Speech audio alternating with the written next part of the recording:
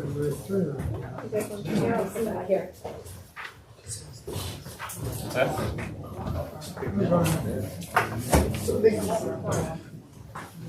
You get the front row. I don't want the front row. Did you want one of the luggage?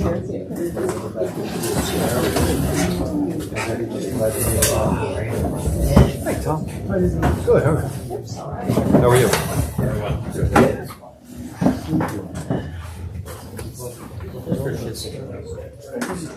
Yeah, we'll try.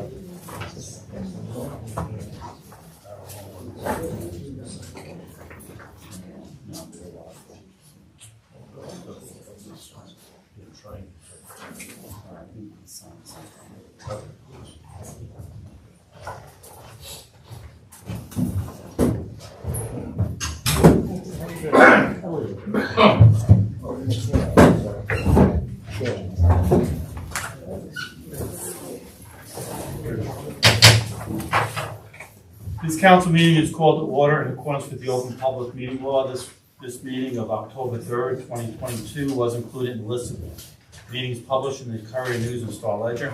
A notice of this meeting was also placed on the bulletin board of Borough Hall. A copy of this notice is available to the public. A copy of the statement shall be included in the minutes of this meeting.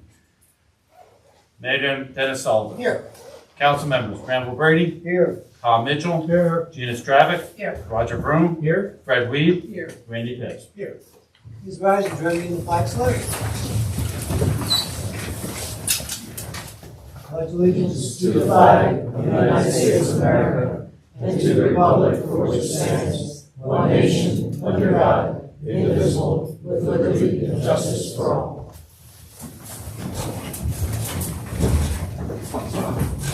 We have one set of minutes for approval for September 19th. Can I have a motion? So moved. Second. Council members Granville Brady. Yes. Tom Mitchell. Yes. Gina Stravic. Yes. Roger Broom. Yes. Fred Weed. Yes. Randy Pitts. Yes. We have no departmental notices tonight. Committee reports will start to my far left. Councilman Mitchell, would you lead us up? Okay, certainly. First of all, a reminder, the weekend journey through the past is this weekend, October 8th and 9th, 10 a.m. to 5 p.m. Saturday and noon to 4 p.m. Sunday. Borough Hall, the Fire Museum, the Wallace House, and Old Dutch Parsonage will be offering tours. Also this year there will be a replica of George Washington's Revolutionary War tent on the courthouse green. Sunday, October 9th, at 1 p.m. during the weekend journey, the Wallace House will have a ceremony planting a seedling from the historic Salem oak. At 2 p.m. Sunday, the Wallace House will unveil a wayside sign on Don Juan de Morelos as part of a project on Hispanic contributions to U.S. independence.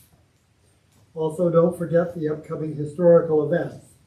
Diversity Festival, October 16th, Ghost Walk, October 23rd, Stories, Myths, and Legends, October 29th, and the Native American Heritage Celebration, November 5th, with a rain date of November 6th. We will be breaking ground on the construction of our Emergency Services building on Gaston Avenue, October 13th at 4 p.m. The building is going to provide a state-of-the-art consolidated firehouse and police station. Habitat for Humanity is building an affordable house on a lot on Grove Street that once belonged to the Ross family. The house will be given to a low-income veteran who will be selected on Veterans Day. There will be a meeting about the American Water Company's proposal to buy our Somerville sewer system this Wednesday, October 5th, day after tomorrow, at the library at 6:15 p.m. And finally, just to clarify some things that were said last meeting. Our pilot agreements with developers are not sweetheart deals. We have a pay-to-play ordinance to make sure of that. The redevelopment committee, working with our consultants, determines the parameters to maximize revenue to the borough. This revenue is being used to fund the construction of our much-needed emergency services building and to stabilize taxes. And that's all I have. Thank you. Mr. Burke. Yes, Your Honor, thank you. We obviously, those of you in the community know that we had a fire last week on West Cliff Street. We'd like to thank the first responders that obviously responded to the fire, as well as our mutual aid companies and those groups that support the fire department. The one thing I'll say is the next week, Sunday the 9th through I think Sunday the 15th is Fire Prevention Week. October is usually considered Fire Prevention Month. This actually marks the 100th anniversary of Fire Prevention Week that was started by the NFPA in 1922. So some things to think about as we protect ourselves and our homes and our families. The conventional wisdom was one smoke detector on every floor. New guidelines say there should be a smoke detector in every room, every bedroom specifically. Make sure that at night when you sleep, again, recommendations come out that you should sleep with your doors closed. That's the best barrier for a fire should it occur somewhere in the house and find its way to the living quarters. Please make sure to check your smoke detectors every 6 months. Make sure the battery is still functional. New ones now come sealed and are supposed to have a 10-year lifespan. The current smoke detectors in your home, if they are not the sealed kind, do only last about 10 to 12 years. So please make sure that you check the manufacturer date. It doesn't make a difference when you installed it. Please just check the manufacturer date, make sure that it is up to date. Same thing with carbon monoxide detectors. They only do last around 10 years. Most of those that have been on the market for a while are sealed and will only last for 10 years. But do make sure that you have those. If you have a garage attached to your home, it would be a wise idea to have a carbon monoxide detector in the garage as well as the entryway into your house. Please also make sure that you check your fire extinguishers to ensure, again, that they are within the range. Fire extinguishers have a shelf life of 10 years unless they are refillable. So please make sure, again, no matter what the gauge says on the fire extinguisher, that if it has reached that 10-year mark, that you go out and purchase a new one. If you're looking on how to get rid of the said fire extinguisher, you can reach out to our fire marshal, or you can bring it to one of the firehouses and we can use it for training. But again, it's essential to make sure that these basic things are taken care of. It's important to have a plan, so make sure that you talk with your family and you know what to happen, know what should happen in the event of a fire. There again, studies have shown you have about 3 minutes from the inception of the fire to vacate your premises before it really gets to a point where you're going to struggle to get out. So all of these things are important to consider. I know back when I was a kid, we had the stickers up on the windows where the children were sleeping, but that is not something that is allowed anymore. So just make sure, again, that if there are little ones in your life, that they know how to get out and which way to go. I know, my family, we have in 2 rooms that don't have a roof underneath the kids' rooms. I have ladders for my children in the event that we have no other choice. But again, it's important for these things to be planned out, to think about what you're doing. Check your smoke detectors, make sure you have carbon monoxide detectors, make sure that again, at the very minimum, you have them on every floor of your house in the areas where they're needed. At best, please make sure, again, new wisdom says have them in every room of the house. Sleep with the doors closed and have a plan. These are all things that will help. Again, no matter how old you are or how young you are, these are things that will definitely help in the event of a fire in the house. I will say, since we've been doing fire drills in schools, there have not been any fatalities in schools due to fires because of the fire drills that are conducted every single month. Schools have to, by law, do a fire drill and an emergency drill every month. And as a result of those drills, since their inception, there has not been a fatality in a school because of those drills. So if it works for schools, it should work for us in our homes. Thank you, Your Honor. Make sure our fire marshal has a synopsis of that posted on the website. They'll be coming out to the schools for Fire Prevention Week, but the information on the new guidelines on the smoke detectors is very helpful, because you normally just do one, one on a level. That may not be enough. So, thank you for that. Dr. Brady. Thank you, Your Honor. Yes, we're continuing our outreach to voters to support the sewer sale referendum. A website has been set up for inquiries. It can be accessed at voteyessomerville.com. There's going to be a test afterwards to see if you remember that. Voteyessomerville.com. There was a public meeting on Thursday of the American Legion to present facts about the advantages and benefits of supporting the November referendum. Officials from New Jersey American Water answered questions, many of which were very specific and well thought out, about how the transition from a borough-owned operated system would be replaced by a professional staff from New Jersey American Water. As I mentioned before, the sewer system is like an underground roadway. Unlike above-ground streets that are easy to access, the sewer system is somewhat of a mystery since we've not been able to analyze what's happening underground. We don't know what's going to fail next. We have some ideas, but we're oftentimes surprised.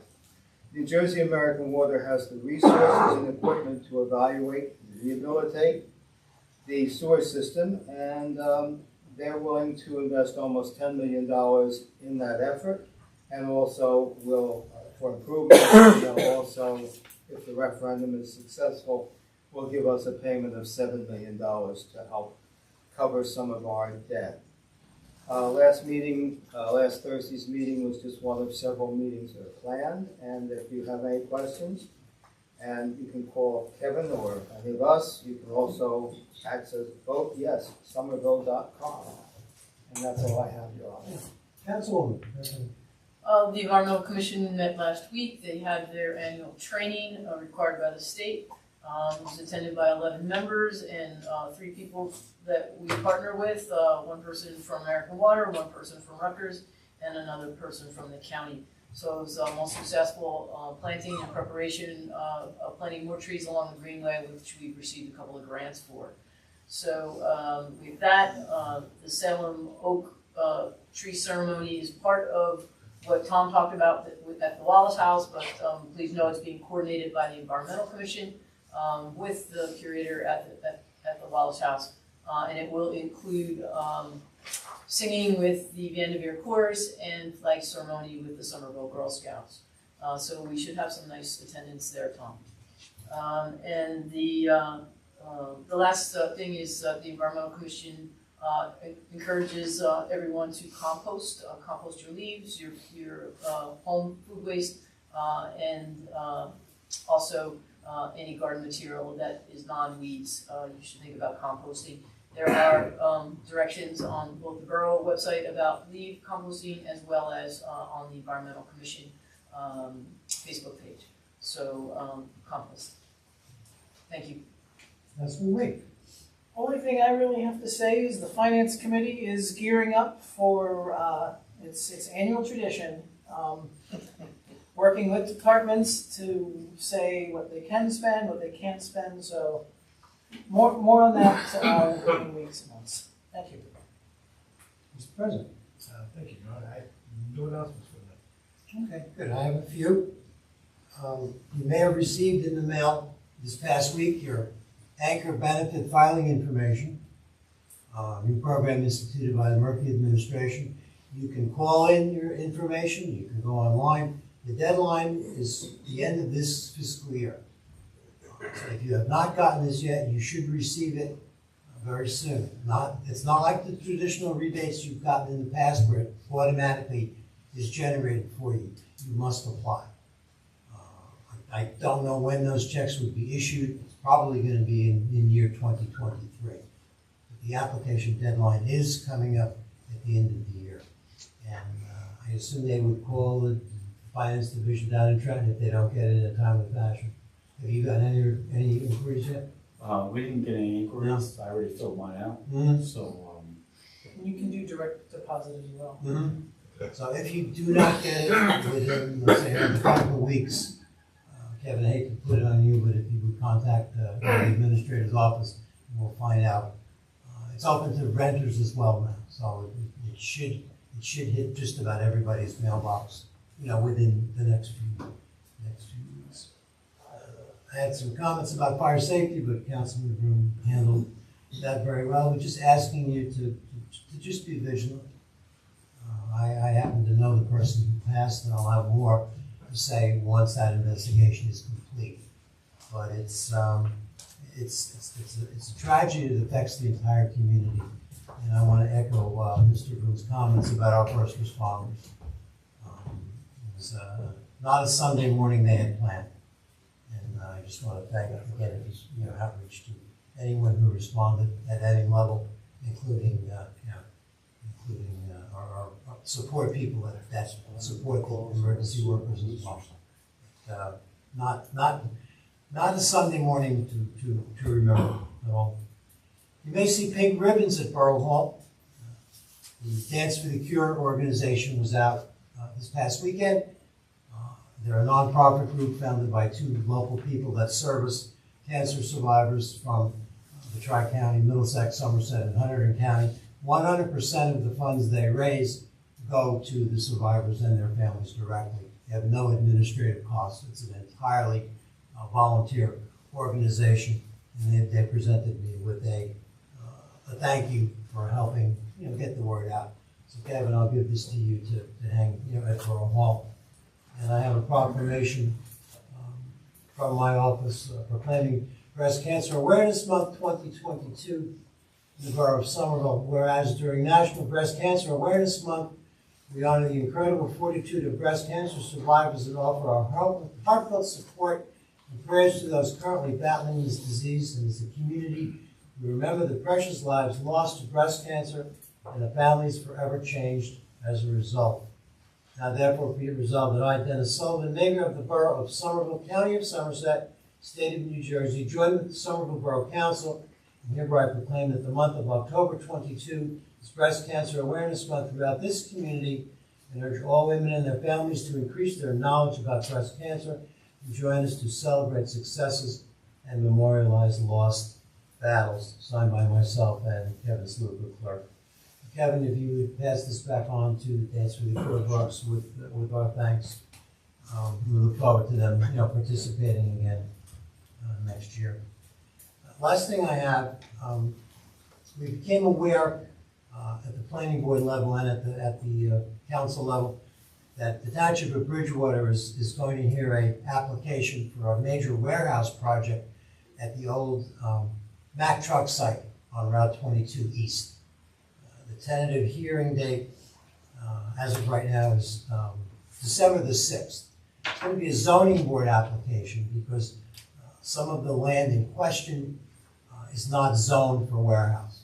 So it would not be, as in Somerville, it would not be a planning board application. It will be a zoning board application. But more importantly, since we are notified about it, the planning board is going to make comments on the application. We're awaiting the traffic study that the proposed applicant submitted to Bridgewater. You may remember about a month or 6 weeks ago, this council took action to create some truck limit on various streets heading between Route 28 and Route 22, namely Gaston Avenue, Grove Street, Bridge Street, and Mercer Street. I don't know if that traffic study was done with those restrictions in mind. My instinct says no, but I don't know that for sure. Once the planning board receives that information on the study, they're going to share it with us. We are allowed to not only comment, but we are allowed to have representation at that zoning board meeting. So once we have more information about that, we'll let the public know, because all of us in some way would be affected by trucks traveling from the Newark area. Trucks traveling from the west have easy access from Route 22 right into the site. But logic tells me most of the trucks are going to be carrying merchandise from the port. And how do you get to Route 22 East from Route 22 West without coming through Somerville? And a warehouse usually operates 24/7. with all kinds of trucks. So to protect our community as well as to protect, our neighbors, residential, customers in Bridgewater, it's important that we know what the proposed impact could be. Most traffic studies are hired by a firm and they basically say there's going to be no impact. That's not reality. So once we have the report, we'll look at it and circulate it here, and then we'll have a further discussion about what formal action we may want to take. I envision us perhaps engaging our own traffic analysis of that information given. Again, if it was done a while ago, conditions have changed. If it was done during COVID, traffic patterns were a lot less than they are now. So there's a lot of variables at play. My main concern is, how are those westerly trucks going to access the site without coming, past Vanderbilt School and down Gaston Avenue? And that cannot happen. So there'll be more about that. Kevin, just as a follow-up on that, council had passed the ordinance with the truck restrictions on those streets that I mentioned. Has the signage been ordered and put up yet? I don't believe the signage is up. That ordinance went to the state as well. Yeah. We're still waiting for DOT? We are just waiting for a response. Can you- I don't think they have a role in approving it. They just approve the form, and then after that, I'll follow up on it. Check with the state, and then let's get those signs up and let PD know so that it can start to be enforced. Because I have gotten some complaints about issues on Bridge Street. Okay. So if the signs are not up, enforcement becomes iffy. All right, and that's all I have. We have one ordinance for introduction, which will be 2685, 22-1003, amending chapter 166-44, schedule 3, entitled No Stopping or Standing, to include sections of Mountain Avenue on the east side of Mountain Avenue. Can I have a motion for introduction only? So moved. Second. Can we get a little detail on this, on exactly where this is and why it is being changed? This is just introduction time. We'll have that for you in the next 2 weeks. It's on the east side, north of Brookside. I know it's north of Brookside, but this goes to what I talked about, I think it was last meeting.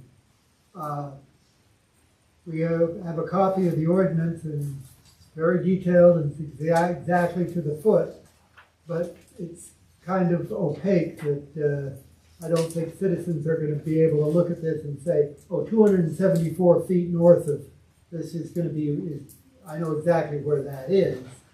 Well, the majority of that ordinance, if you look at the distance, it's coming off of Brookside Avenue. The whole purpose of this ordinance is to improve the site conditions for Immaculata High School. It was done in collaboration with both the high school and the police department. There are some markings out there now that may not have the appropriate enforcement ability as well. So that does create some housekeeping here as well. So what this is doing is prohibiting parking close to the entrance and exits from the Immaculata parking lot. Is that correct? That is correct. Okay. And we'll have further details upon the hearing. Procedural question, that's a county road, does that have anything to do with the county, or is that our discretion? That's municipal discretion. Yeah, parking is on. All right, roll call. Council members: Granville Brady, Yes. Tom Mitchell, Yes. Gina Stravic, Yes. Roger Vroom, Yes. Fred Weed, Yes. Randy Pitts. Yes. We have one ordinance for public hearing and adoption, 2680-22-0906, amending the Somerville Borough Land Use Law to include Chapter 102, Section 120K, approving a cottage food operation. Motion to open the public hearing. So moved. Second. Council members: Granville Brady, Yes. Tom Mitchell, Yes. Gina Stravic, Yes. Roger Vroom, Yes. Fred Weed, Yes. Randy Pitts. Yes. Public hearing on this ordinance. Any comments may be directed to myself. Hearing none, motion to close. So moved. Second. Council members: Granville Brady, Yes. Tom Mitchell, Yes. Gina Stravic, Yes. Roger Vroom, Yes. Fred Weed, Yes. Randy Pitts. Yes. Motion for adoption. So moved. Second. Just as a review, we had introduced this ordinance 2 meetings ago. It was referred back to the planning board from which it actually started. There was a delay in the calendar. They discussed it at their last meeting and have sent it back to us in its original form. I believe they added one. Well, we had added something and they thought it should be struck. So we're voting based on what we introduced the last time. May I elaborate Any on questions? this? Sure. Yeah, I don't think that's accurate in there. It is, so the council introduced this ordinance, but we had to hold it up. Right. And in between that hold up, we added item 14, which required the property owner's permission. Yes. So and so that's it's still different in than. here. Yeah, so my understanding is it went to the planning board and Yes. they recommended to remove it? Yes. Okay. Yeah, let me elaborate on that. This particular permit is granted by the state to allow people to have a home bake shop, if you will, cottage bake shop. We are not notified as a borough as to anyone who did this. This is strictly between the applicant and the state. My concern was, since a great deal of the housing units in Somerville are rental, that perhaps the landlord should also sign off on this, because after all, the tenant is using the landlord's property as a profit-making operation. We had a lengthy discussion about this at the last week's planning board, and our attorney advised that we cannot do more than the state requires. That even though the state is acting in what I believe to be a foolish manner, which is not unusual, we can't really add to that particular verbiage, so we can't really find out who gets these permits, and we can't notify the landlord to ask the tenant to sign off on it. So it's kind of like caveat emptor. If you're a landlord and someone decides to have a bake shop in their kitchen using your stove and the gas and whatever, and something happens, nobody's going to know about it. And this is a big problem in my estimation, given the number of people who rent property in town, given the economics that we have to deal with. And believe me, I can understand why somebody would wish to have to do this. If they're handy and they like to cook and they sell these items, they can't really make more than $50,000 a year, according to state law. But the big problem, as I see it, is that I really think once this passes the borough, we should put some information on our website that says this is coming. You know, renters, I wouldn't say renters should get permission, but people who rent their property should be aware that this is allowed by the state, and no one has to notify them. And that, I think, is a problem in this town, because if you burn down my rental property because you're baking cookies, the state says it's okay, not to burn down my rental property. Well, the intent of this ordinance, to go back to a while ago, we do not have an ordinance right now allowing cottage industry at all. It would require a zoning board hearing, application, and a fee. This ordinance would allow it, Right. with the understanding that the applicant apply to and receive a state-approved license. And that's all it does. I had suggested that the planner include that clause. And upon researching it, we found that it overstepped even what the state required. I'm not a state official, but I would have liked to have seen it in there. So that what we have in front of us now is an enabling ordinance allowing it to happen under the protocol set by the state, I guess state DCA or Board of Health, I don't remember who. The issuing agency would be for the permit, probably DCA. I actually have the application with me. I think it's. I mean, the reality is that somebody could be baking or making food out of their home and never even file an application with the state. But the other question I have is, what I'm seeing in our packet today is number 14 is in there, but the one we received, number 14 is struck. Yeah, that was the planning board recommendation, am I correct? Yeah, so that's what I was pointing at, Councilwoman. The ordinance you have before you still have, item number 14 lists, if the dwelling is rented, the property owner shall be notified of the proposed use. Is that in there or not in there? Now, technically, when you introduce it, you're introducing the title, so I wouldn't worry about the change. But I just don't know if it's in there or not in there. I don't know if the council is taking the planning board recommendation to remove it or leaving it in. That's why I was questioning it. I apologize if I confused the whole matter, but. It is in here. Yeah, Correct. Yes, I'm aware of that, but that's what, when the mayor had said the original didn't have it in there, that's why I was a little confused. Right, originally it was I just not. need to know if it's in there or not. Jeremy, since we have the hearing already done, are we obligated to vote on this? Can we table this, clean it up and bring it back for a vote at the next meeting? You can table it, of course, you can always table it before a vote to introduce or to adopt, but you can also vote to amend it tonight. And you could reopen the public hearing too. well, the question is, are we including section 14 or are we not including section That's the 14? amendment. That's the only question. Right. The amendment would be to omit it, I assume. Well, that would be the planning board suggestion. Yeah. So do we override the planning board or not? The reminder is that it was legal counsel who advised us to make sure that, to strike that from the ordinance. So, I don't practice law, but I would say that if it's been advised by our land use lawyer, that would be something that would be foolish to keep in the ordinance. Well, let's do this, and Jeremy, if I can. Let's have the original motion rescinded, the second rescinded, and have a new motion with exactly what we want. Is that okay? Yeah, I don't want to get hung up on form over substance. The question is, what are you ultimately going to vote on? So if you want that language 14 stricken from the ordinance, then someone should make an I move to application. amend There. that section 14 be rescinded. A second. All right, so Let me ask So a a vote on the question. amendment is in order. Let me Question. ask our attorney a question. If we left it in there, what's gonna happen? Well, I would have to agree with the planning board council. Generally speaking, municipalities don't fare well when they try to impose higher regulations than are allowed by the municipal land use law in the state generally. As a general principle, it's a bad idea to set yourself up against precedent.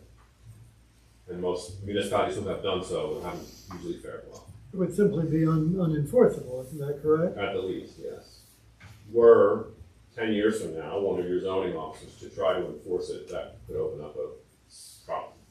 And I'm sure that is, I don't want to put words in planning board attorney's mouth, but I'm sure that's what he had in mind. Excuse me. The state application, by the way, is by the New Jersey Department of Health. The only reference to a local entity is a yes and no question that the applicant fills out. And it says, I have checked with my local municipal government and there are no local ordinances or zoning requirements that would prevent me from operating a home-based business. A home-based food business, I'm sorry. That's the only reference to it. So they just check with us and then they complete that. You know, if it's out of the zone or so forth. So adding this, where it says the property owner shall be notified, the person would have to comply with that. We have to get some sort of communication back from the property owner saying that. Now, if they go to sell at a farmer's market, do they need to present that paperwork from the state? No, they get a, I actually looked up the other day by the cottage-based businesses in Hillsborough.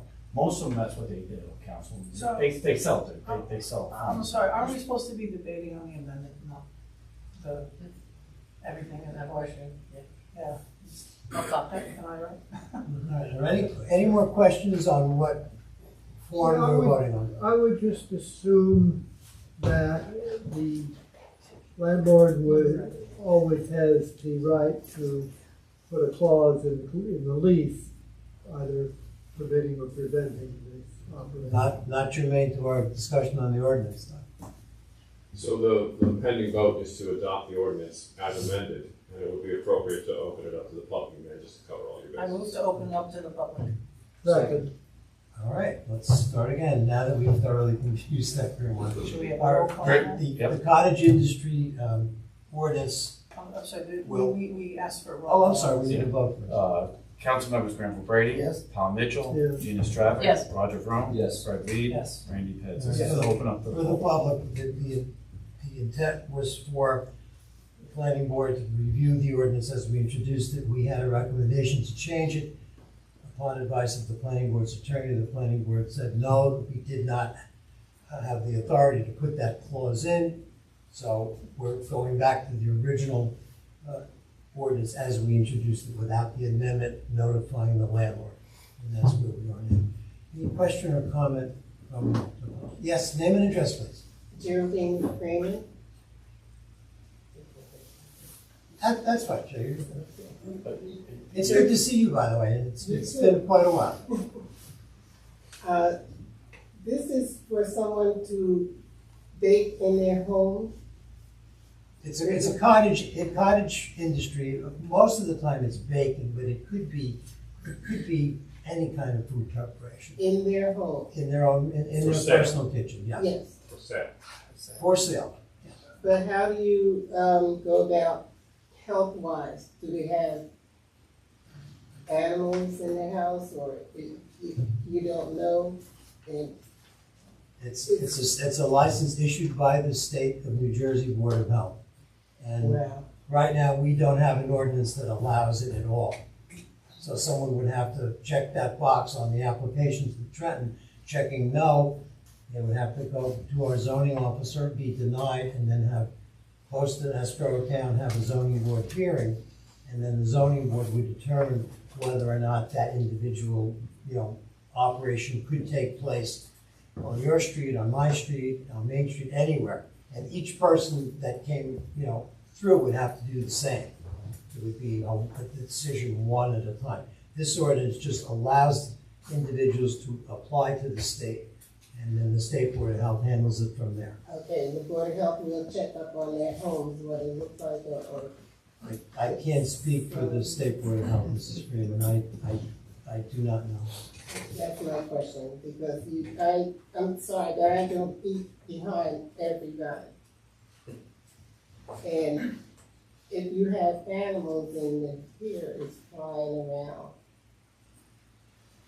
well, you really don't know even in restaurants, because people do things there too. The application there does call for has certain sanitary requirements and cottage food preparation and packaging requirements that talk about sanitation as well as the presence of pets. Keep in mind, you're not debating this application. You're debating your ordinance, so you're not changing the state. We're just allowing it under the state auspices. Any more public comment? Yes, name and address. Would you like me to stand or sit, or fine here? The only thing I do want to remind you is that no one on the camera, no one at home could see anybody Oh, speaking if they don't Your know. point well taken. Thank you. So, Mateo Garcia, 171 Mercer Street. My input into this is that I wouldn't go against the legal advice of the board's attorney, just as a lawsuit owner, I suppose that's my input in that respect. As a renter, I wouldn't want to see renters have an extra burden imposed on them that the state did not impose. And for the town of Somerville to impose an additional burden on renters would alienate a significant size of the population in town by the council's own admission that many residents in town are renters.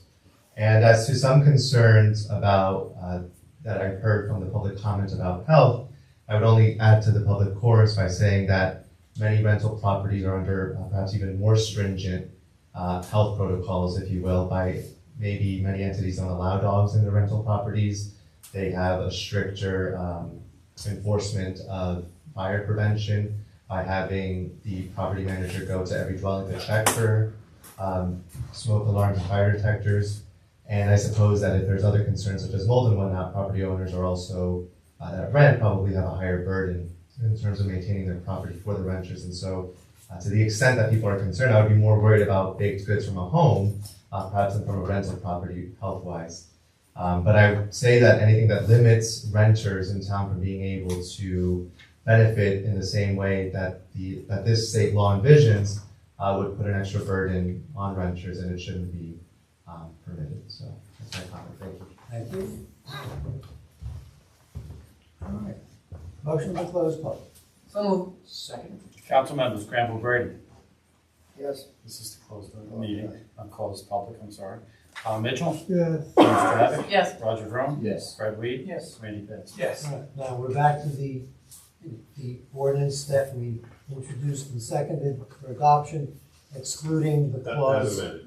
Yeah, as amended, excluding clause, the infamous clause 14, which will probably have its own history when the history of the borough was written someday.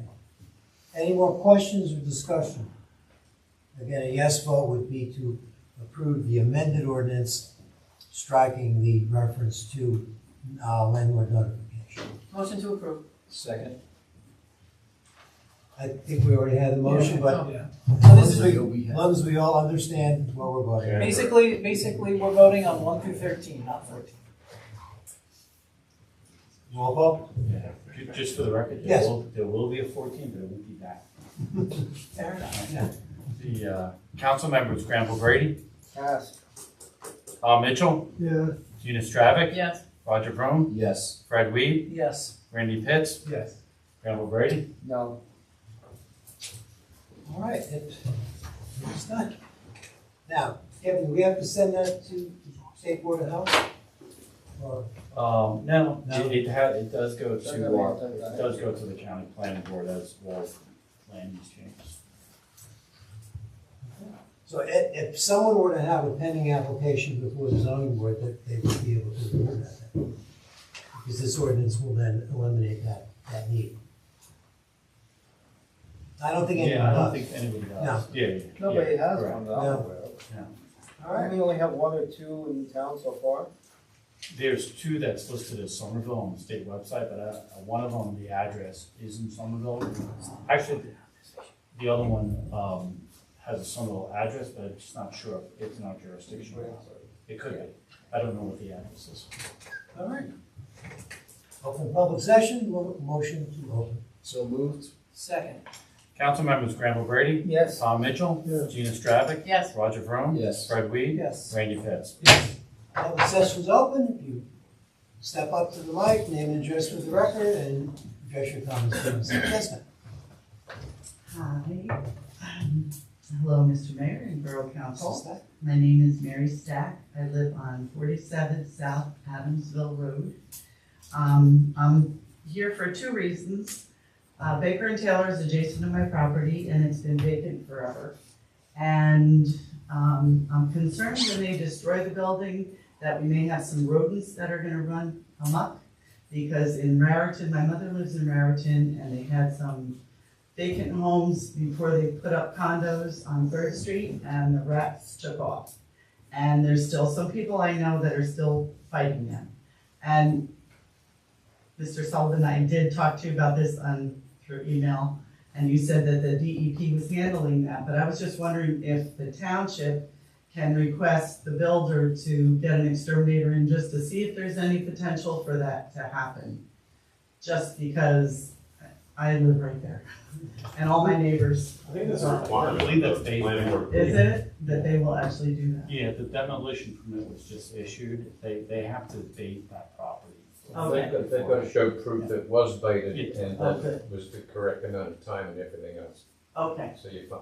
That's good. Okay, so that makes me happy. My second thing that I want to address, and I'm gonna give you some pictures to look at. Because I live on the block where they allow trucks over 4 tons to turn down.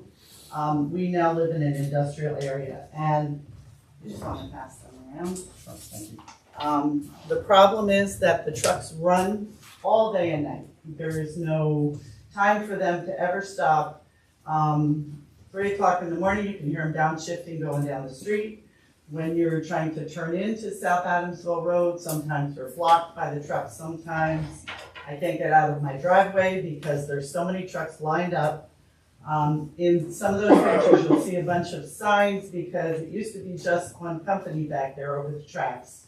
It was Egan Machinery, and now Daniel Trucking, I believe, is at the end of our street, and then you go over the tracks, and there's like a whole bunch of companies down there that are now coming through.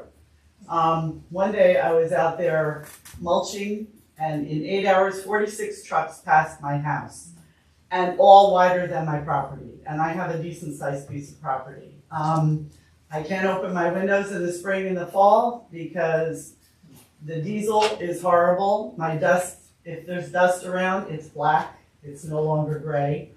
I feel it's a real hazard to my health to be there. And I was hoping that there was a way that we can divert the traffic that's coming out of all those companies to go and connect with Findern Avenue on the other side of the tracks. I know that we're dealing with two towns because sadly, I only have a few neighbors with me because we're only talking about one block and we're the Somerville side, and then you have the Bridgewater side. And it's hard because you have two towns dealing with that one street. But if there was a way that they can open a road, that would be really helpful to all of us.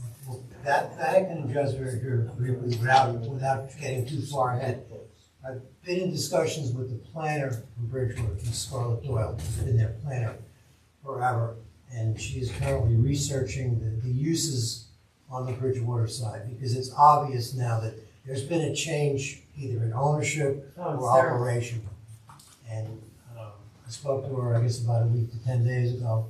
I've actually talked to the previous mayor of Bridgewater before the current mayor about this situation too. And I have not heard back from the planner yet, but it's difficult because years ago there was some talk, and our former mayor may remember, we talked about efforting with the county to create an access point from Findern Avenue going west. It would involve some county property. That has not been reinvigorated yet. And again, I apologize, I don't have an answer from Ms. Doyle, but it's really right now the only way in. And I don't know if we can arbitrarily set up a truck limit on our half of the street. I don't know if we have that authority. But I certainly sympathize with your plight because you're a captive audience, so to speak. Well, between that and what's being built behind us now, we're gonna have all that traffic, and now we have the trucks, and then I understand we're gonna have a light on our street, which is gonna divert a lot of traffic on Kirby Avenue to come up. That has not been That's not a finalized as far as we're aware. The Okay. county has been running warrants forever on that corner. Mhm.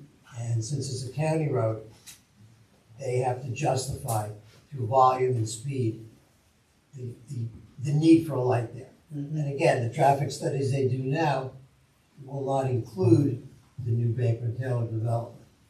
So we may have to wait until that's in the ground and again lobby. What we're trying to do is get that limit reduced from 35 to 25. Mhm. And Kevin, I assume you haven't heard back from the county, other than they're gonna study it. Yeah, that was the response. That was my first step, was to get it reduced to 25 when it hits the border. As far as our ability to put a truck limit on Adamsville Road, I don't have an answer for you tonight. I mean, I would love to be able to do it as we've done on other streets.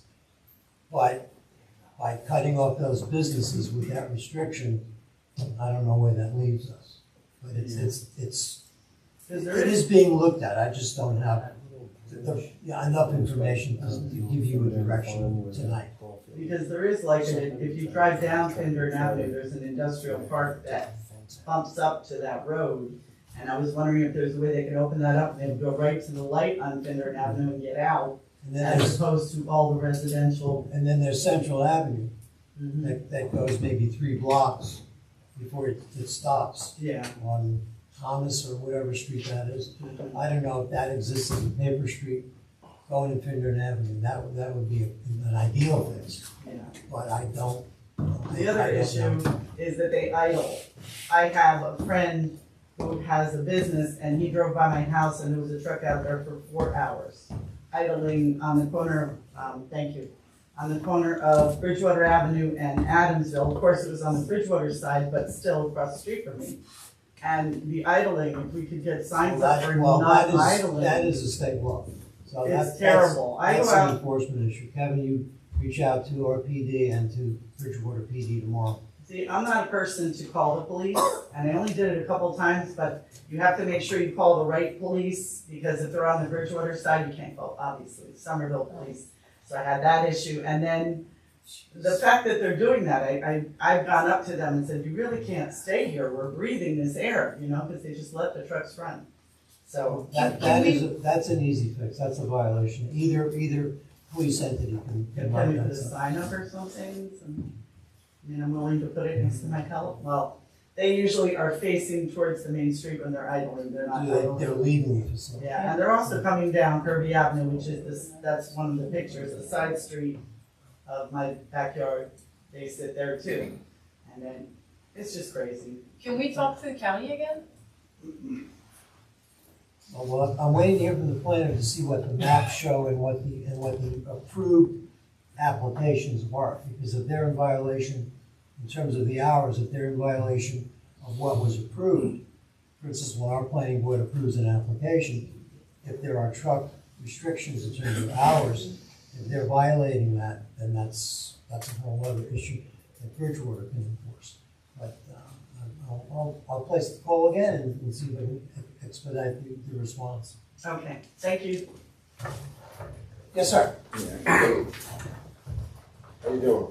Good evening. Good evening. I think some of you guys know me. I think I know you real good. But anyway, I'm here. Name and address, please, sir. Oh, I'm sorry. My name is George Ogletree. I live at 70 West Spring Street, Somerville. First time I've ever been to these meetings. I don't even know what goes on here, but Well, I had to find out. You know, my cousin told me back here, come up, see what goes on. I'm gonna tell you, you guys did a beautiful job in Somerville. Beautiful job. Everything looks great here. You know, I was a little kid. I've been in Somerville all my life. were you a scout? Huh? You I was a scout. I played in Somerville. I went to Somerville High School. He remember when I was a little kid. He took me down to the jailhouse. I said, I never want to be there anymore. Right? And it worked. Good. It worked. Like I said, the reason I'm here, I grew up on the South Side.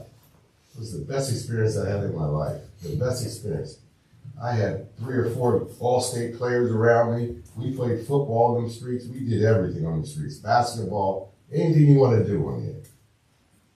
50 years later, you look down there, okay, what a big change. Were they building all these apartment buildings and stuff?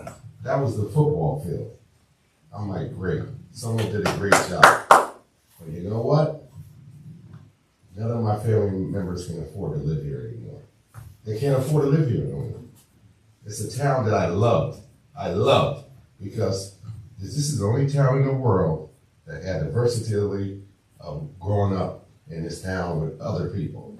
This is the only town you could do it. And you know why? Because we got some hell of athletes over on this side of town, underneath these tracks. You go to Somerville High School, when we used to play, 3,000 people, 4,000 people in the stands. Great, right? It brought this community together. But what are we doing with the people now? We're running them out of here because we got this big, fancy, you know, it's great. The town looks great. You know, this is where you want to be. It looks like Hoboken, I think. That's what they call it, right? But where do our people go? Where do our people go? Can I raise my kid, my grandkid here? I told my daughter, the best thing you can do is get out of this town. You ain't gonna be able to afford it. If you do afford it, you will never save no money. Everybody wants the dream, the American dream, right? Everybody wants the American dream, right? That's why we do this, right? For me, they can tell you, these are my people back here. I grew up on 3rd Street. My father worked at JM for 25 years. And look what he produced. I had no college education. None. But I lived the American dream. What's the American dream? Buy a house, send your kids to college, get them out the way. That's the best you're gonna do for them. All right? That's the best you're gonna do for them. You know what I'm saying? If you can do that, you accomplish a lot. And I think I accomplished a lot. You talked about Baker and Taylor. Guess who ran Baker and Taylor? And I guess none of you guys knew that. Guess who ran Baker and Taylor for the last 38 years? That'll be me. Everything you talked about today, I was part of. I closed Baker and Taylor down. I closed it down. They wanted to relocate me to Georgia. I couldn't go. You know why I couldn't go? I love Somerville. This gave me the best chance I ever had in the world. The best chance. If I understand. This is the best chance. You can't go nowhere else in the world and find a place like Somerville. I've been all over the world. I travel a lot. I travel everywhere. With the job, with me, my wife, we travel all the time. I've been in countries that people have never been in. I go every year. But what about the people here? You gotta look at people that are here. What y'all did around all these complexes, who could afford them? Who can afford them? $2,500? That's more than my mortgage. That's more than my mortgage. It's unbelievable. And nobody don't want to help the needy. Nobody wants to help them. But God Almighty gonna look at everybody. You ain't gonna leave here with all this pretty stuff. You ain't gonna leave here with it. I guarantee you ain't gonna leave here with it. You know, so yeah, we did a good job. Tap ourselves on the back. Somerville looks great. Somerville was in the newspaper. They're all over the place. Man, I want to go to Somerville. That's what everybody says. You know? My best friend is the chief of police here. You know why? We played football together. All through Pop Warner. All through Pop Warner. You know? He sends me pictures of us when we were like 17 years old. I have no clue where the pictures came from. You know? But that's the versatility we had in this town. Now, it seems like everybody just want to take. That's what they want to do. Take. It's the foundation. If your foundation is rocky, this stuff is going to crumble, I'm telling you. It might not crumble right away, but it's going to crumble because you have no good foundation. The rich are getting richer, the poor are getting poorer. That ain't where it's supposed to be. It says you got to help the poor people. Give them somewhere to live. They can't afford $2,500. You're bringing all the people from New York out here. You know why? New York is $5,000 a month to live in New York. That's what it costs to live in New York these days. $5,000 a month. You got to be on Wall Street. Not the average Joe can't live in New York. So build a rail line. Bright idea. It's a great idea. We build a rail line to bring it down here. You know what we bring it out here?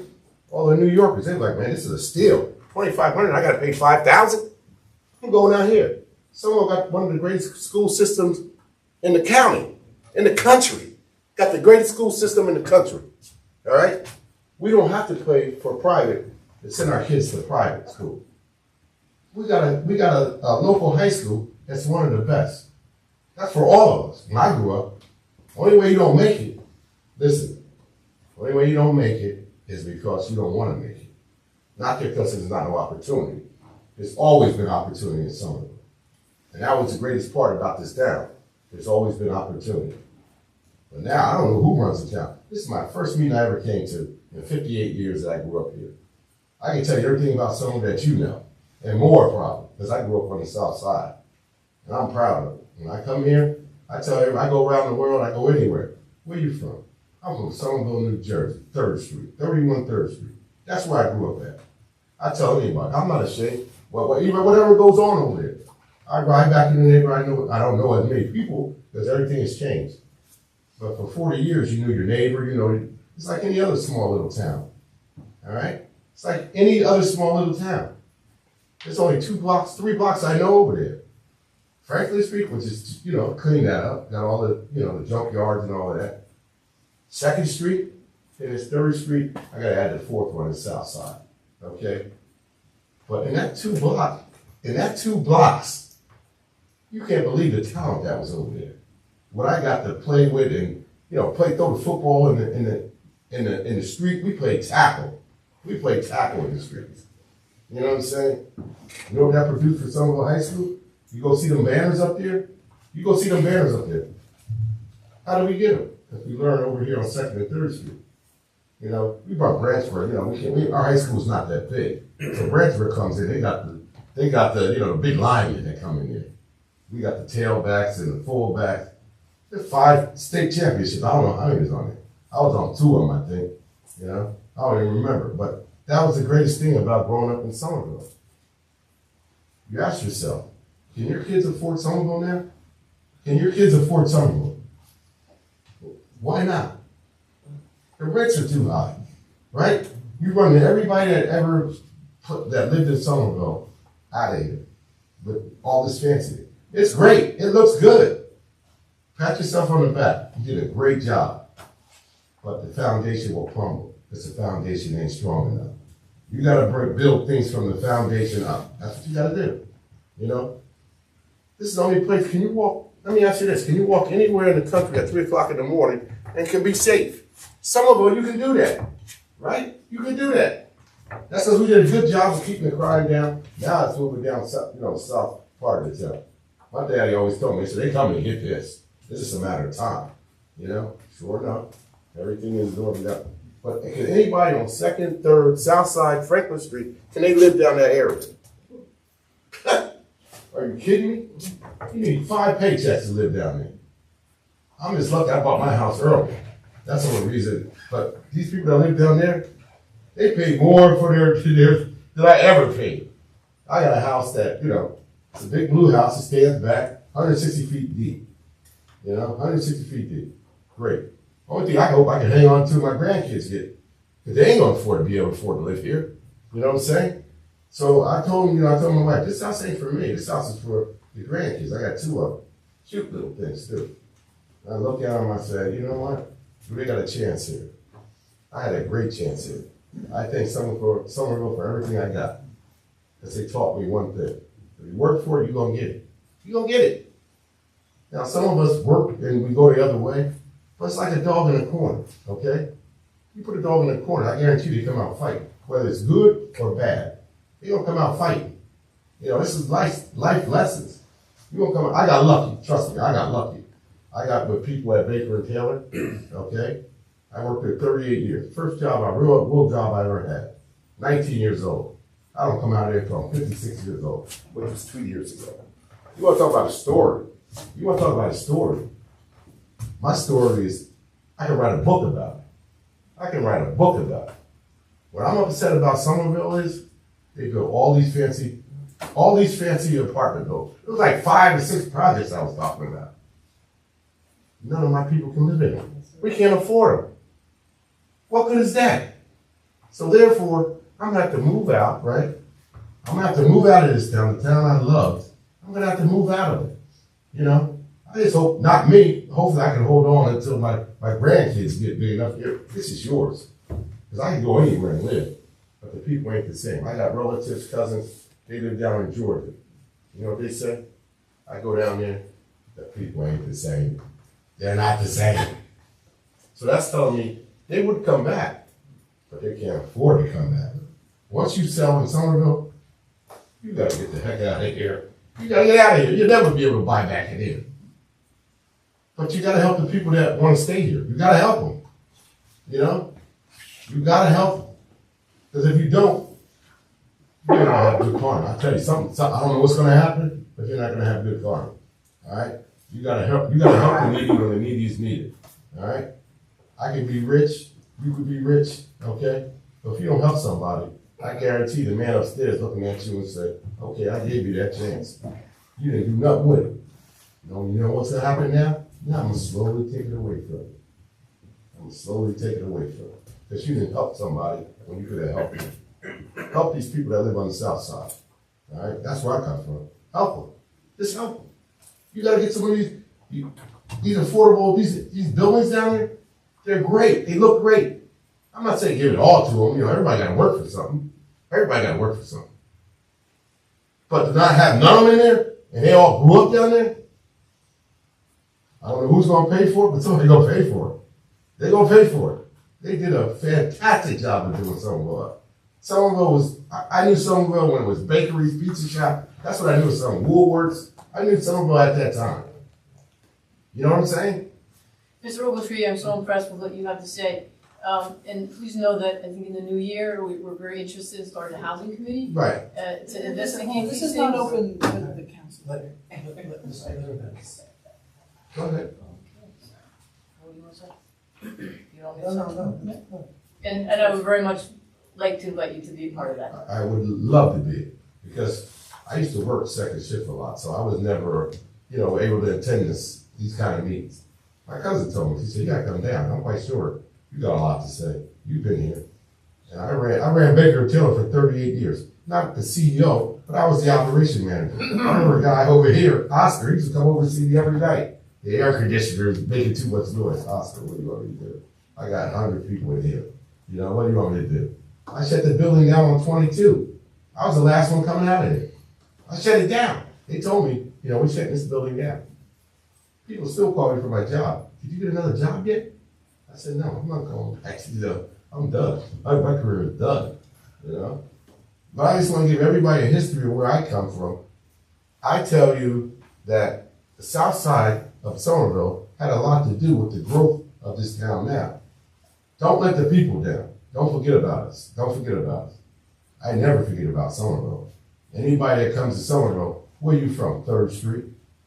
And then you get the answer, well, ain't that kind of bad over there?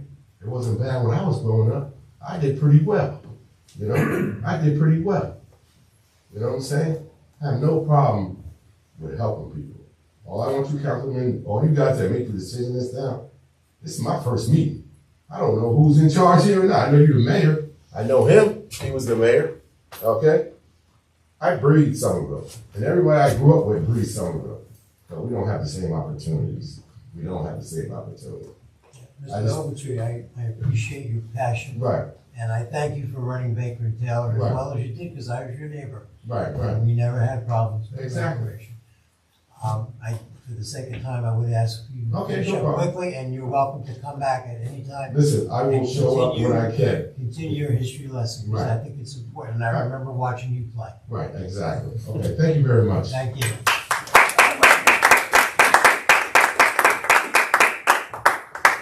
You don't know me. Well, I know you, boss. You do. Yeah, you better believe I know. Howard, what was the address? I'm sorry. 804 Bermuda Drive, Braintree. My question is, Mayor, respecting you, the councilman and woman, who's fighting? Who's fighting? Who's gonna step up and fight for us with affordable housing? Who's gonna look in their heart and say, come on now? You know what I mean? I think I wasn't so glamorous, like, you know, I came up rough, paid my dues, get my life together, and you know, so we just get this place right. You know, stop some of the crime, stop some of the stuff that's going on around here. But I just need to know who's fighting for us. Who's taking that chance to say, hey, come on. You know, we've been in this town forever. This is really our town. And we all getting kicked out or ran out because of prices, because of this, because of that. And nobody's fighting for us with conviction, with feelings, with caring. You know, oh, stick them in the back. We tired of that. You know what I mean? I come in with total respect, but we just want somebody to fight for us. You know, somebody to step up and say, hey, come on. You know, there's a lot of stuff going on. We know what's going on. You know what I'm saying? And I'm not used to speaking, but my heart is speaking. We need some help. People are living all kind of ways, in cars and ran down rooms. I mean, we like some decency too. You know, we're not animals. We want some decency too. Somebody to hear our cry. Somebody to fight for us. Not this way no more, but on the level that you're supposed to fight on. For dignity, respect, want to clean out. We want all that too. We want it all. You know, we want to get our people in order. We know we have problems. We trying to do what we can do on our side, but we need help too. You know, and these houses should be affordable for some of us. It should be. Seniors, elders. You know, you got elder people living like, it's crazy. You know, people over 65 living in places and rooms, and it's just terrible. It's terrible. So that's all I wanted to say. Please help us somebody. Okay? Thank you.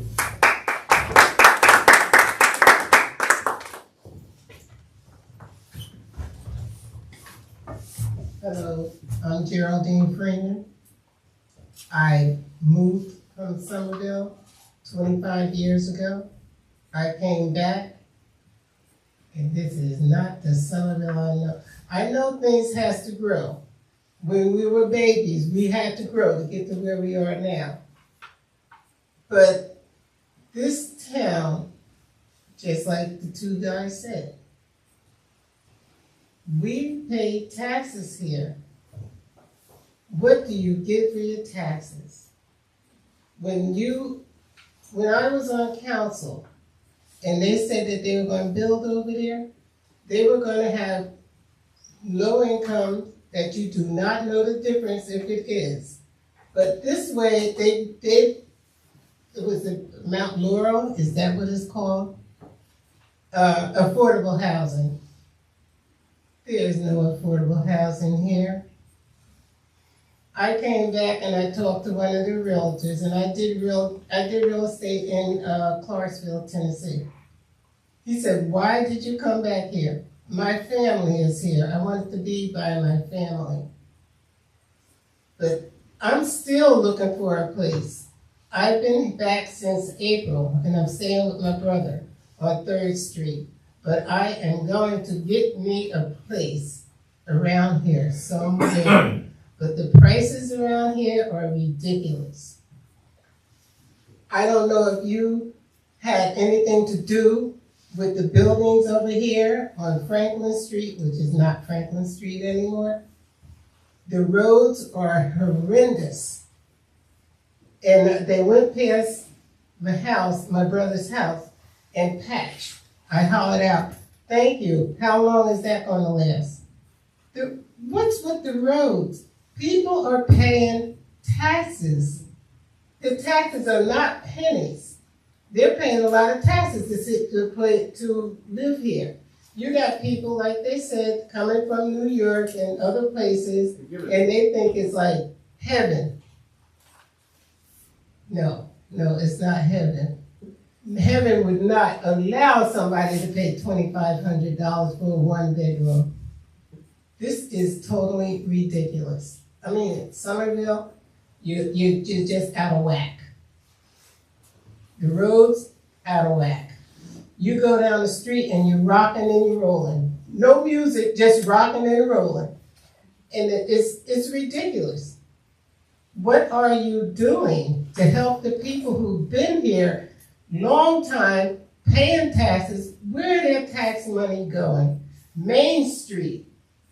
You have all of these people coming in from, I don't know where, but they just took over Main Street. It looks good, but you don't need looks good. You need something that's working good where everybody is happy. This is not a place for everybody to be socializing and being happy with where they live. They're angry. And I'm here on 3rd Street. 3rd Street, now, there's some work that has to be done, but it's not as bad as you might think it is. I grew up on 3rd Street. I grew up in that whole part. And I'm going to say something. There was never any white people over there. Now you see them buying out over there to push the black people out. I'm sorry to have to say this, but this is the truth. And this is the way it is. Why are we always pushing somebody out for somebody to come in and take over? This is our town. Our town. We should all be working together and not separate. I don't know what you have to do with all of this, but I know you have to do something with all of this, because this is growing out of whack. Main Street, the high rise everywhere. It's totally ridiculous. That's all I have to say. It's time to change.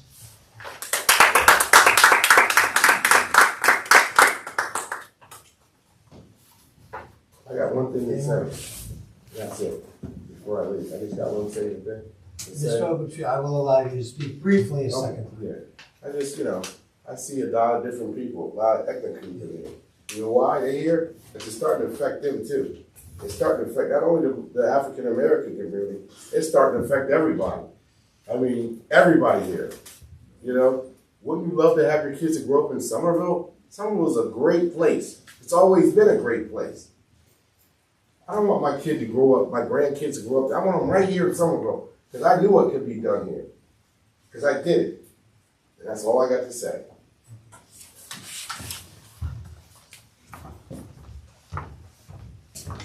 First, I want to know who's a better ball player, you or Dennis? He was good. Brian Gallagher, just a little historical perspective on Adamsville and the truck situation. It started to bubble up about 6 or 7 years ago. And at that time, Mike Cole was our planner engineer. And we had tasked Mike, if you recall, we had tasked Mike with trying to come up with some solutions. So he did speak with Scarlett Doyle, and they developed an approach. I believe they were taking that, I think they got Bridgewater, at least the planner, to agree. I don't know if the council agreed, but I think the planner agreed. And the goal was to try to create an exit before it hit that stretch going out to East Main, an exit out to Findurn. And that's when I left. That was my exit. After that, I don't know what happened, but it's just a little historical perspective. So maybe if you contact Mike, he might have some notes and direction as to where it was left off with Scarlett, and that may help expedite some things a little bit. I don't know if it then went to the county and the county decided no-go, or if Bridgewater decided no-go. I don't know. But it did reach a point where they came up with some ideas on how to alleviate it. So just some food for thought. Thank you, sir.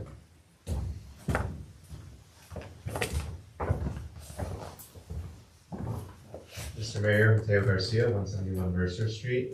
I'd like to applaud the previous comments that previous speakers made in the public forum.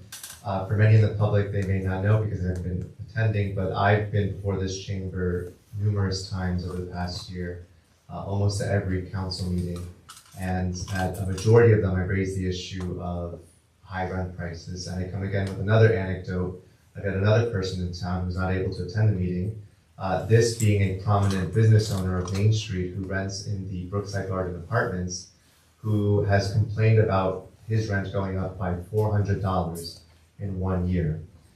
This comment shouldn't be surprising or new to this council, Mr. Mayor, being that I've raised this issue numerous times. And the people that have spoken here, I did not invite them here. They're here on their own volition, which is hopefully an indication to this body and to this town that the high rent prices are a serious issue. I have grown up in Somerville. I'm a product of the Somerville School District. I graduated from Somerville High School. I live in town. I know where the town is at and where it's going and where it's at the moment. But essentially what's happening is gentrification. It's hard to see because we're a small town. It's only 12,000 people. But at its core, it's more affluent white people displacing black and brown people in town. And these are the folks that are leaving. And that's the hard truth. And yet, this town and this body, despite numerous public comments over the past year, I haven't seen much be done. I haven't seen an expert come up to talk about it. There is murmurs of a committee that gets to be established.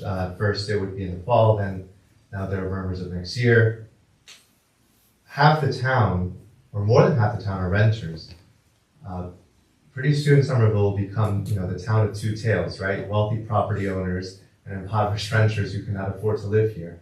You have half the town cycling out all the time when there's a rent increase. I think in America we have a history of companies managing towns. Certainly you have the town of Hershey, built by Hershey. You have, I'm sure, towns established by the Ford Motor Company. More appropriate in the setting of towns, you have Levitt Town, Levitt being a developer who developed towns. Will Somerville be the borough of Edgewood Properties? Will we be the borough of one developer who just gets to control the rent prices at whatever will they want? I don't know. But there are solutions, and at a previous meeting, I've asked this body, can the town of Somerville do absolutely nothing about increasing rent? I don't think anyone can say no to that. So the question is, what can we do as a town? And how is this town exploring it? But I haven't seen any formal action taken by this body, Mr. Mayor, or by your mayoralty in public setting as to the issue of affordable rent. And now that there's more people here, I hope that this body sees that it's not just one person who comes here and is complaining, but it's a serious issue. Thank you very much. Thank you.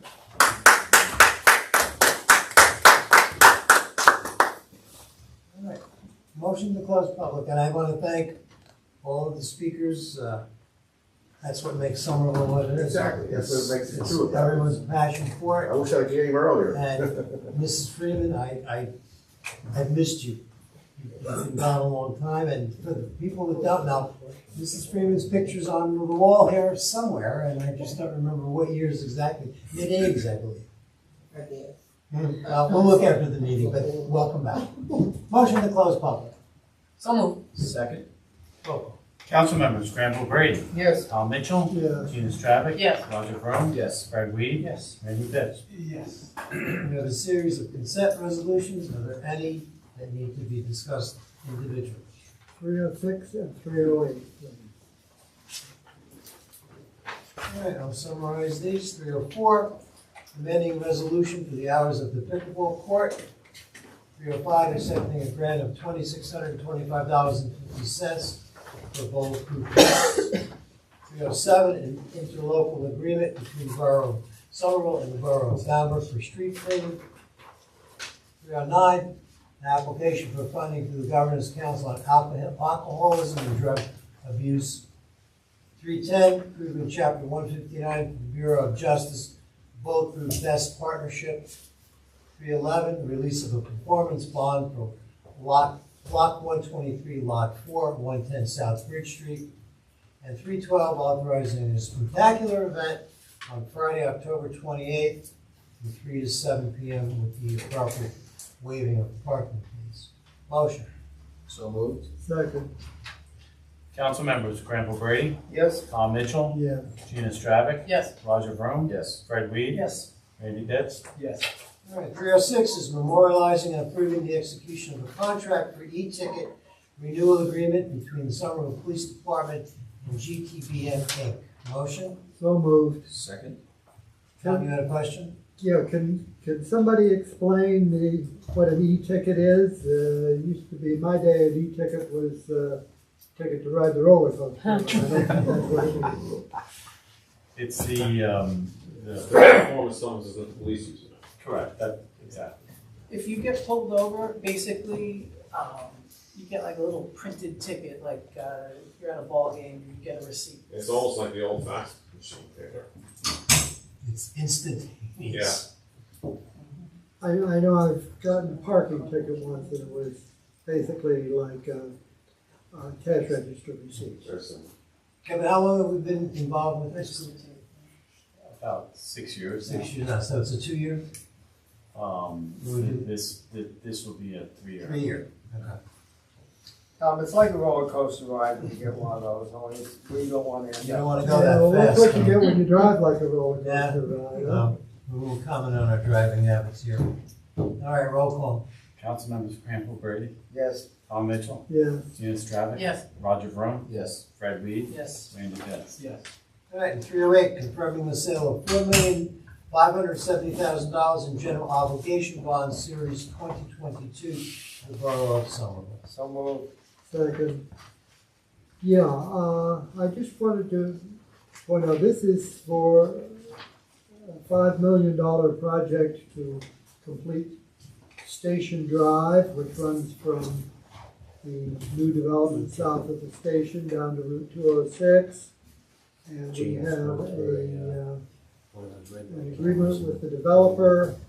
That the developer is going to pick up a sizable chunk of the cost of this in paying off these bonds. I think, I don't know, Mr. Driver can probably explain it better than I could. They're paying the first 5 years debt service, interest and principal, so they're paying about $1.75 million Yeah. of the cost of the construction in total.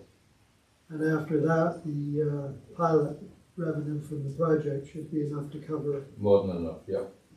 So, this is enabling the project. I know it looked like, well, why are we spending $5 million or $4.5 million of the taxpayers' money? We're really not. The taxpayers are borrowing and getting it back. So this is the way we optimize, as I mentioned before, maximize revenue to the borough from these projects. And Tom, this is a this is an appropriate use of pilot funds to improve an area that is contingent or contiguous with a redeveloper. In this case, it was to give us better traffic flow, improve safety, not only for the residents of the town, but also for emergency vehicles, so that they would have access without going through other parts of town. That was part of the contract we had with the master developer, which was Somerset Development. And this is really the beginning of that project. It was in the works several years ago, but we didn't act on it until the Somerset Development project was almost finished, because we wanted to accelerate the pilot payments to us. All right. In a nutshell. Any more comment? Roll call. Council members, Granville Brady, Yes. Tom Mitchell, Yes. Gina Stravic, Yes. Roger Vroom, Yes. Fred Weed, Yes. Randy Pitts. Yes. All right, bills and vouchers. Read. I'll say for the last time, Mr. Reed is my dad. I'm sorry. Councilman Lee. How about son of Mr. Reed? Is that okay? That works. I pay, I'm just messing with you. I pay in the amount, I make a motion to pay in the amount of $705,123.01 in bills and vouchers. I second that. Council members, Granville Brady, Yes. Tom Mitchell, Yes. Gina Stravic, Yes. Roger Vroom, Yes. Fred Weed, Yes. Randy Pitts. Yes. Mr. Mitchell. Move for adjournment. Second. All in favor? Yes. Close. See you in 2 weeks. Welcome back.